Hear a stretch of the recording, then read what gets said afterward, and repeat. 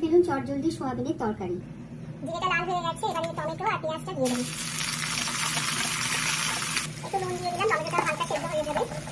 পেঁয়াজের রঙটা একটুখানি গোল্ডেন কালার হয়ে এসেছে, এর মধ্যে আমি এই 1 চামচের মতো আদা বাটা দিয়ে দেবো। মশলাগুলো দিয়ে দেবো। 1/2 চামচ হলুদ গুঁড়ো, 1/2 চামচ জিরে গুঁড়ো, 1/2 চামচ ধনে গুঁড়ো। আর যা তেল ছেড়ে এসেছে, এবার এই সোয়াবিনগুলোকে একদম জল থেকে নিগড়ে নিগড়ে এর মধ্যে দিয়ে দেবো। আলুগুলো দিয়ে দিলাম। ভালো করে এটা মশলাটাকে নেড়ে নেবো। পরিমাণ মতো নুন দেবো, পরিমাণ মতো চিনি দিয়ে দেবো। একটু মিশিয়ে নিলাম, নিয়ে আলুটা সেদ্ধ করার জন্য জল ঢেলে দেবো। এবারে একটু গরম মশলা দিয়ে দেবো।